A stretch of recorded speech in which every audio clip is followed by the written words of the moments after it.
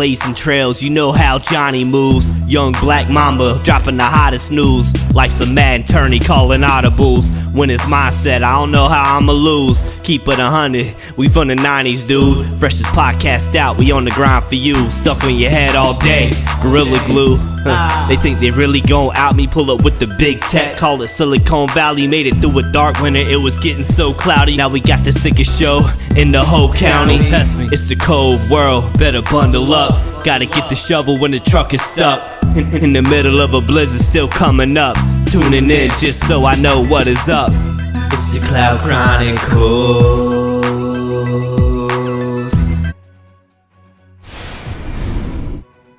What up, world? We are back. This is the Cloud Chronicles. You know who I got sitting right here, man. You done seen him everywhere, man. It's not just a clever last name either. We were just saying it's not just a clever last name. You know what I'm saying? But man, this dude, he's a creative consultant and a writer with Nick Cannon. He's a comedian. He's an actor. He's been on 12 plus seasons of Wild 'N Out. Man, he's a correspondent now on The Bossip, which is on WeTV. We're gonna get into that. I want you to welcome to the Cloud Chronicles, man. Super special guest, man. I'm so happy right now. This is Tyler motherfucking Chronicles in the building. God damn it! Come on with that intro. Come on, man. Make me somebody. Yeah, man. Shit, I'm trying to bring you out. I'm trying to bring you out. I appreciate you, man. Man, this is dope, man. Thank you so much for joining me, man. So yeah, bro. I wanted to go ahead and jump right into it, man. So tell me about the new thing, the Bossip. Let's talk about Bossip, man. What's going on with that? So, what's going on with that? Just like what's going on with damn near everything else is the pandemic, or like my man Gunna say, the panoramic. The panoramic. The panoramic has railroaded, but Bossip, man, is basically our culture's answer to TMZ. For people that don't know, Bossip is started as a black woman started Bossip as a website from her college dorm. Yeah, from her college dorm in Atlanta, at Clark, Atlanta. Young lady from New Jersey. And, the website, she started hiring her friends, and then became actual business, and, became one of the top black sites to go to, even before World Star and all that. Yeah. So, I actually got involved with Bossip once they started to kind of get into the digital space. They wanted to, because they were known for writing funny stories about celebrities. Mm-hmm. So they wanted to get into the digital space. So I got with them, and I would create like funny videos about the stories that they had. So it went from that to actually shooting a seven episode pilot for something called Bossip, which was kind of like The Office. So it was really scripted, and we were playing characters in there. It didn't really, nobody bought it, but maybe like a year or so later, I'm still working for Bossip, the website. A year or so later, they got an opportunity to make it into a reality type show, which are cheaper to shoot. Right. Yeah, everybody know that. So right. So once that happened, they kind of turned it, like I said, TMZ and myself, my homie Ronnie Jordan, another comedian, Cynthia Lucette, ADD squad member, right. Danny Canada, who actually worked for Bossip. She was the only one that actually wrote and worked for Bossip, the website. And my homegirl Lana Danielle from Philly, and we would just, take the stories and talk about them, on our own way as a group. And then we had green screens and we talk about different things in black culture, right. Canceling people, what a do-rag out means to, like, yeah, just anything. Well, just wilding type shit. So it's real fun. It was real fun, and it shall be real fun whatever happens. You know what I'm saying? Yeah, man. So you touched on that, man. So talk about your hustle through the pandemic. Talk about, man, how you've had to shift gears. Yeah, you know what I'm saying? Looking the other thing. The merch is popping. Shout out to the His and Her Highness merch. Shout out to the Black Hoodie merch. Yes, sir. What I'm saying? Black Hoodie all day. I got my shit coming. I will be taking pictures like a photo shooting this motherfucking shit. I ain't gonna lie to you. Hey, I got my shit on the way. Amen. I appreciate each and every person that got a black hoodie. We got them in the white, we got them in red, we got them in pink, everything but black. But right. But yeah, man. Fuck, I ain't gonna lie, bro. So I'm fucking with All Dev Digital now, and they just did this show called Blunt Opinion. So I had smoked like 3 blunts during that Zoom, and that shit ended like an hour ago. And then I smoked one waiting on it. So what'd you ask me? Oh no, we was talking about how you had to like, kind of change up your grind. Yeah, through the panoramic. I coined the term. I coined the term hustle muscle like immediately. So my god brother's birthday that I grew up with in LA, his birthday just passed, which was March 13th, and that was the day. So that was about a year ago, a couple of days ago, and that was the day that everything kind of was announced. I believe Donovan Mitchell and Rudy Gobert had COVID, and they shut the league down. They had to start shutting down the NCAA tournaments and shit. So I got scared immediately. Yeah. The first thing I'm thinking is shit. It's about money, but it ain't about money too. It's like my money maker is seeing people, a group of people watching me do my talent, what God put me here for. So I'm like, damn, that shit over. So I just was like, the only thing I got is the phone. So I hopped on my phone immediately, and I was like, I'm about to do a comedy show, and put Cash App donations on there, and just came up with the Cash App comedy show. And I got on there for an hour, just telling jokes and just being myself. People started tapping in, and then I started making more and more shows. I did. People started tapping in with me and just started asking me regular questions and kind of for advice and shit, right? While I'm doing the comedy show. So I'm like, I need to do a whole show about this. So I have that. Then nigga got stupid high and got some socks, right, bro? Yeah. And started doing like sock puppets. But I was doing classic black movie scenes, like the scene where Ricky some Harry Tubman getting pulled over, all them scenes and shit. And niggas was loving that. So I made that a show. And then I fuck with rap heavy. I fuck with battle rap heavy. So nigga, and another thing I just started doing was I would put on a beat like on YouTube, one of them, public domain beats, and I would rap for like an hour. And I would tell people to put shit in the comments, and I would use the words and rap. You know what I'm saying? Just kind of keeping my little wild and out skills sharp. But you got to stay sharp, man. Yeah, man. And that was another thing too. Like people, we probably get into that. I'll talk about that. But yeah, so I ended up with a television network.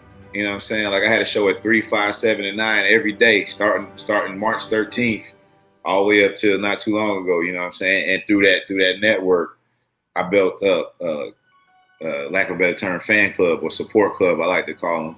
And it's like 50 people that tap in whatever I do. Every time I go live, they send that to people when I post these hoodies. Yeah. When I got a special on, they fucking with it. Like they telling people about me. They actually even came as a group. Once the thing, restrictions let up a little bit, they came as a group to the More Than Culture podcast and sat in live and watched the podcast. It was like 17 of them from they drove from Maryland, came from Texas, New York, North Carolina, California. Somebody flew out from California. Damn. So bro. So this pandemic, it's like it helped D-Nice.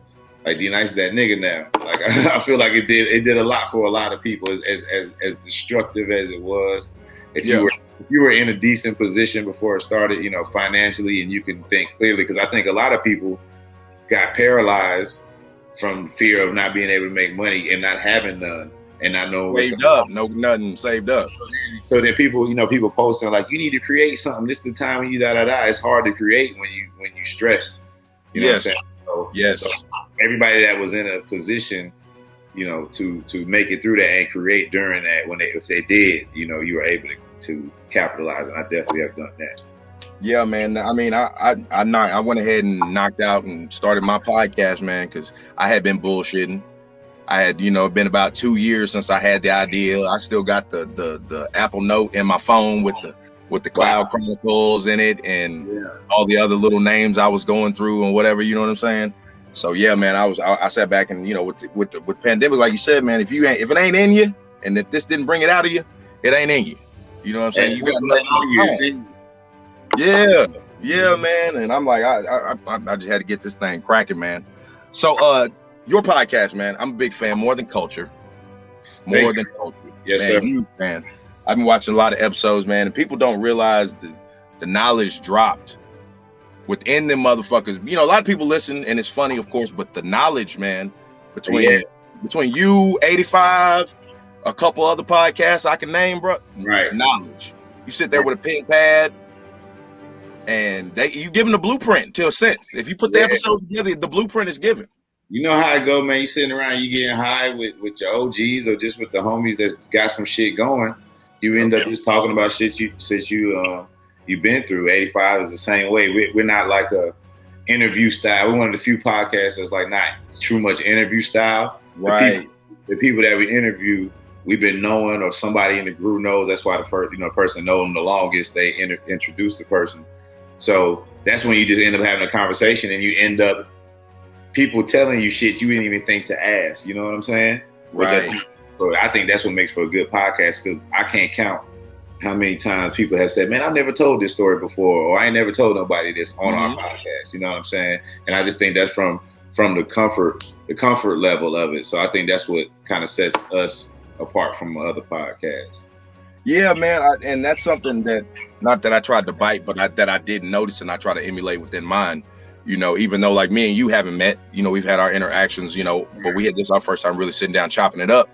I don't want it to be like the same script of, how long did you start comedy? Right. Comedy inspiration. Right. Tell me your worst show. Did you have jitters before you all that? Like I want to know that, and maybe we'll have that story the second or third time. It's ways to get to all that stuff. Yeah.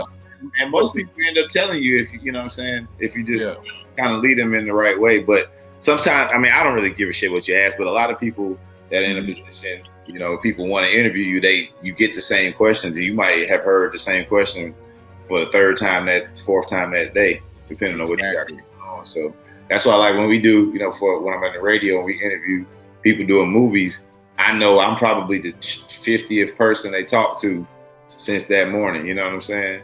So I try to come up with some real left field type shit just to get them leaning, like, oh damn, this nigga stupid. Let me pay attention now. So then when everybody asks the serious questions, they fucking with it. Yeah. So let me ask you, if you talk about it, Wildin' Out. Yes, sir. It's back. Like cook crack, baby. Bada bing, bada boom, as they say, huh? Yes, sir. Yes, sir. As the Italians say, man. But yeah, bro. So you happy about that shit, man? What's up? Yeah, I'm happy for Nick, man, because that was a bad situation. I guess the best way I could say it, but it wasn't surprising if you're black. You know what I mean? Very true. Very true. I wasn't surprised the outcome of that. I wasn't surprised at all, and I want to make sure I make this clear on the situation. The show was not canceled for what he said. Mm-hmm. The show was canceled for him not apologizing for what he said. Once he refused. Oh, is that what it was? Yeah, because when he said, they never said like he's going to be fired because he said it. They said they asked him to apologize. He refused to apologize. He even said it on his Instagram. I refused to apologize. Shortly thereafter, I'm looking for Wildin' Out to come on my episode, and Fresh Prince comes on. Yeah. Okay. That's how the world found out. That's what I heard. My boy. And then we get an email. Like, hey, we gonna hit y'all tomorrow morning about some shit. We got to talk, goddammit. Yeah. So, but when it happened, it was so much shit already going on in the world in general. Uh-huh. It just was another thing, and I also never could see it coming back at that time. Because you need a crowd of people again to do it. So Wildin' Out was just like another thing that to me that had been canceled along with a lot of other shit. You know what I'm saying? So when it got canceled, it was like, well shit, we probably wasn't never gonna be able to do it anyway, especially at the time that it happened. But we're back now. They're playing in April. They got new episodes, but that's basically episodes that we shot already that didn't get to come out before it. So is it going to be a brand new season? They calling it a new season, or they just extending the previous season that it left off on? I think they're going to extend the previous season, but they're going to promote it as new episodes because nobody's seen these episodes as yet. But we shot them for that last season. They just cut the season before. Okay. So when is do y'all got a date on first when it's coming back? What's up? April 6th, man. April 6th. Okay. April 6th, y'all. Two episodes. Okay. I'm on one of those episodes. So it's 2 episodes. Okay. It's 2 episodes every 2. Where the fuck is the 6th? Hold on. I don't want to say the wrong day. Okay. Yeah. Go ahead. 2 episodes every wait a minute. Oh, that's March. April Tuesday. Yeah, I was right. Every Tuesday. VH1 and TV. So y'all tap in. Okay. Still on VH1. Yeah, they're gonna put them on both networks, I'm sure. Okay. Okay, yeah, because I know I was confused in the motherfucker when that shit switched. Yeah, I'm they were trying to shine some light on VH1, and they figured like a lot of Love and Hip Hop fans would want to, would actually tap in from there, try and get that crossover audience. Right. I mean, I guess that's a good idea. Yeah, it worked. So, let me ask you something, Barry. Are you right? A lot of people don't know that. Yeah. And I wanted to ask you about the writing thing, man, because that's something that I've kind of like, I've been looking kind of into now that I've been dived into this, this game here. So how'd you get into the writing, man? Fell into it, man. Stand-up comedy was my thing, and I never knew what it could bring. I saw people doing shit, but for me, it was the release. It was fun. I had a real job, a good job, fucking well-paying job, working at Turner Networks. I started doing comedy, and the bug bit me. So, other things started coming along. The Bossa thing that I mentioned that we shot that episode for, I was an actor on it, but it was written horribly. To be fair to the writers of that time, they never met the cast. They didn't know who they were writing for. You know what I'm saying? So yeah, so it's kind of like blind writing. It was like 4 or 5 writers for 7 episodes. You know what I'm saying? They probably didn't meet neither, so it was all over the place. So we would get together as a cast and kind of rewrite our shit a little bit. You know what I'm saying? To make it kind of flow with what we had and to make it funny or funnier. And also, we would have, with it being Bossa, there's a lot of celebrities that fuck with us. So we would have people just drop in on set. Carl Payne, Tommy Strong, Usher. They would just drop in. Rest in peace, Tommy as well. With Bustin', they would come through and they would have me write them into whatever scene we was about to do, right? Mm-hmm. So I don't know what made them pick me. I guess because of what I was rewriting our own scenes and ad-libbing and shit. They were like, all right, we kind of fuck with how you do it. So write this person in the scene. So I wrote like 5 people into the scene that we already had and didn't get paid for it or no shit like that. But thinking back, that was my first writing experience. It gave you a credit though. In my mind. It did not give me a credit. But I mean, it never got picked up. So it never could be credited per se. Okay. But it gave you that confidence that you could do the shit though. Yes, definitely. But it still didn't register until I'm writing later on in life. It didn't register that I was really writing for that show. You know what I'm saying? Until I started thinking back on it. And then the Boss Up show, when we were on WeTV, I was writing for people on the cast for their green screens and stuff like that too. So that's, I knew I was writing by then. But with Wildin' Out, it's weird. I tried out for Wildin' Out when they was going to the LA season, right? Just came back. They came back one season for New York, had been gone for like 5 years or whatever. The next season going to be in LA. I auditioned for that. I did really, really well in my audition. So well that the morning of that we were supposed to have like the first rehearsal before shoot, that everybody's supposed to make it. Niggas on the cast and people that made it was calling me like, hey man, you late for the van, we about to head to set. I'm like, man, they sent me home. I got cut. They like, what, nigga, you the way you was killing? I was like, yeah. I'm like, yeah, blood, that's just how it went. Yeah, so, You know what I mean? It don't, I knew when shit like that, when like 4 or 5 people called me and also a producer of the show emailed me like, you know what I'm saying? Like, you did great. I'm sorry it didn't work out. But, they never do that. That don't happen to you in Hollywood, nowhere. You know what I'm saying? Okay, that was my next question. I was like, is that? No. You don't make an audition. You never know. You usually never know why. You never get to talk to the people. They never reach back out unless it's for like another group or something. So fast forward to them coming to Atlanta, and I know they come to Atlanta. I've met the producers of the show. I've auditioned for it 3 times by now. I auditioned for it 2 times in Atlanta and didn't make it to the next stage. But then, 2 times in Atlanta, second time made it to the next stage. Third time they came back to Atlanta, not as an audition, but to do the show. And I hit up the producers I know and was like, hey man, I know y'all coming back. I want to volunteer to write for the show. You know what I'm saying? You ain't got to pay me. Get in there some way or another. I'm finna get my. Listen, bro, I've worked with every single person on this show. I've done comedy shows with them, podcasts with them. Like, I know these niggas. So we to everybody on the show at some point. Niggas know me.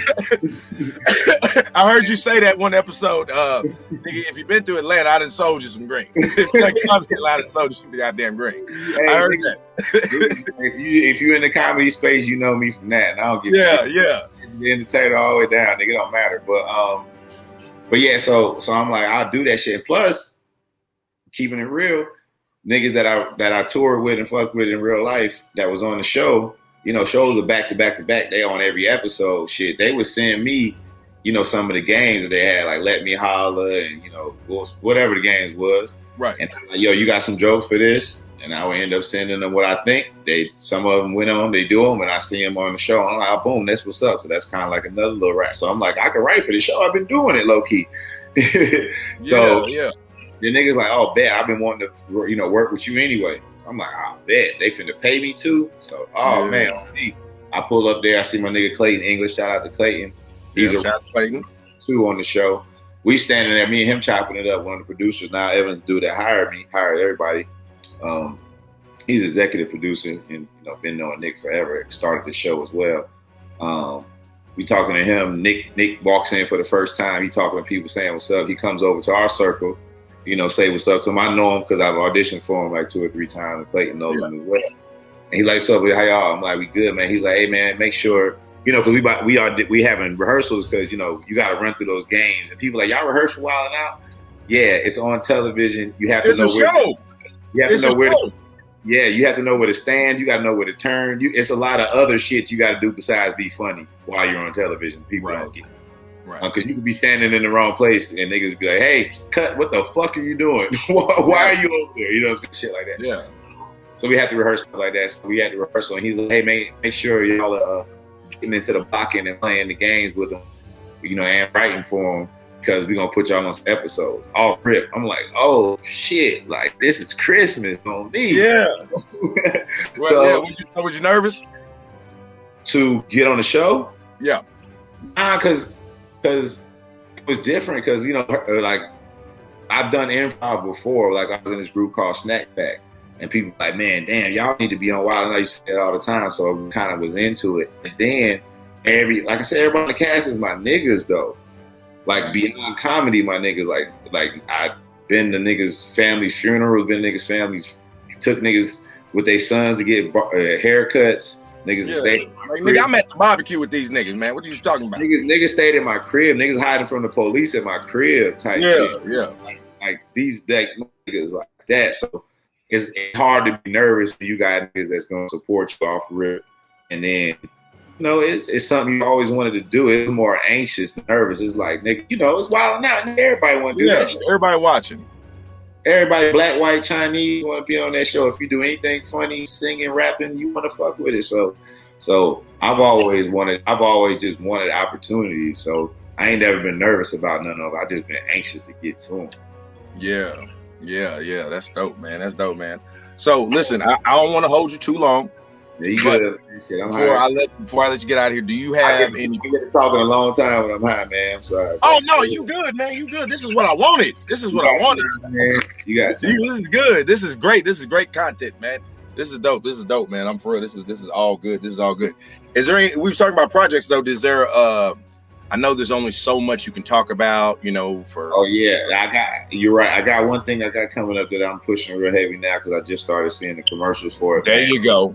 On TBS, bro, it's about to be a game show called The Cube. And that show was in London. It was very popular in London for 10, 15 years, still going. And they bring it to the US, and it's being hosted by Dwayne Wade, right?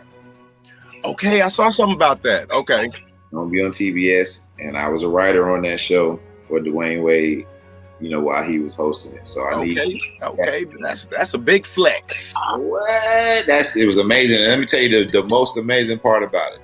Yeah. Tell me.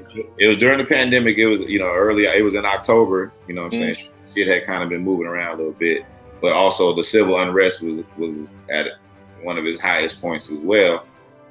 And D Wade got that job, and he said, "I want black people working on this show." So there was somebody, at least one black person in every department. I mean, I even got hired by a brother. So Shout out. I got to shout out D-Wade. Hey, man, sometimes that's what it takes. Somebody has to say that. Because ain't nobody thinking it. Yeah, I mean, sometimes it just takes the right person to come in and say They it. don't mind, but ain't nobody ever think. They don't think about it. It ain't on their radar. They just gonna get the people they've been working with that they know can do the job. Exactly. Point blank, period. They ain't got. I don't give a fuck what color you are. There, I work. Exactly. Okay, I know he gonna be here. I know this nigga gonna be here. I know I can count on him to do that. Do I trust you? Y'all happen to be a bunch of white dudes, and you like, God damn it, you know what I'm saying? Do I trust you not to fuck up this $2 million episode shit? You know what I'm saying? Yeah, exactly, man. Well, shit, man. I'm gonna let you get up out of here, man. Thank you so much for joining me, man. This is dope, man. I never in a million years thought I'd be sitting here, chopping it up with your brother, man. Salute to you. You know what I'm saying? Tell everybody where they can find you, man. All your social media handles, real quick. Hey, Tyler Chronicles is on the screen, man. But merch for hire, MERCH, the number 4, the word hire, HIGHER. All puns intended. Not for the higher price, but for the higher existence. I got everything on there. I got the His and Her Highness. I got the black hoodies. I got black hats coming on the site soon, and I got white black slides. Okay. I gotta check that. I didn't see the slides when I was on there. No, they're not there yet. Okay. I was about to say I didn't see them. I got that shirt. I might have grabbed me some of the damn slides when I was on there. Hey, I'm doing niggas like the sneakers out. I want to make sure they keep tapping back in. Like, what these slides come you talking about? Yeah. Your DM gonna be full, man. When them damn slides dropping, nigga? That's all I need. Then I'm gonna drop them. Yep. Okay. That's five DMs and I'm dropping the slides. Yeah, man. Nigga count and got them hoes starred. That's what's up, man. Tyler fucking Chronicles, man. This was dope, man. Hey, I want to give a big shout out to LA Kingpins, man. That's shit right here, man. I appreciate y'all support. Shout out to Freeway Ricky. Shout out to Freeway Cannabis Official, man. I appreciate all y'all support with the show and everything. It's dope. Hey, man, shout out to Tyler fucking Chronicles, man. Shout out to the More Than Culture podcast. Y'all go subscribe to that. Go buy the merch, all that. I got my shit coming soon, so you'll see it. I'm going to do some whole gang episodes on it. Yeah, man. Yes, sir. And prayers up to you and everybody out there in Texas and Mississippi, that went through the ice storm and, still trying to get back on their feet, ain't got clean water and shit. That shit is so stupid. Yeah, man. That shit crazy, man. That shit was crazy. They was not ready down here. No way. Not ready. I was stuck in Mississippi. It was a bunch of y'all stuck down here. I think what was Chico? He was saying he was. Yeah, me and Brand. Dallas, I think he said. Yeah, he was in Dallas. Me and Brand was in Mississippi. Mississippi got hit hard too, bro. Okay, it did. What got hit super hard. So yeah, man, shout out to those because they lost water, they lost power, just like just like y'all. We did too. Yeah, the same shit, man. That shit was crazy, man. We appreciate that, man. Well, hey, y'all. At the end of the episode, I always like to say, take care of this. Mental health is real. You take care of this, it'll take care of you. Tell somebody you love them. Drink some water. Tyler fucking Chronicles in the building, man. I'm Johnny Blaze, man. This is the Cloud Chronicles. We out this build. Hey, go ahead, man. I forget. Hey, tell them about the water, man. As Ronnie said, the water with the hips. The water, these are Atlanta water, thick hip water. Hey, man, eternalwater.com, Tyler Chronicles 20, get you 20% off a box of Eternal Water. They send it to your door. And if you've drank this before, you already know what's up with it. Yeah, man. Salute to Ronnie Jordan, man. Everybody on the More Than Culture podcast. Excuse me, got tongue tied there. But we are going to get up out of here, man. This is Tyler Chronicles, Johnny Blaze. Peace. My man.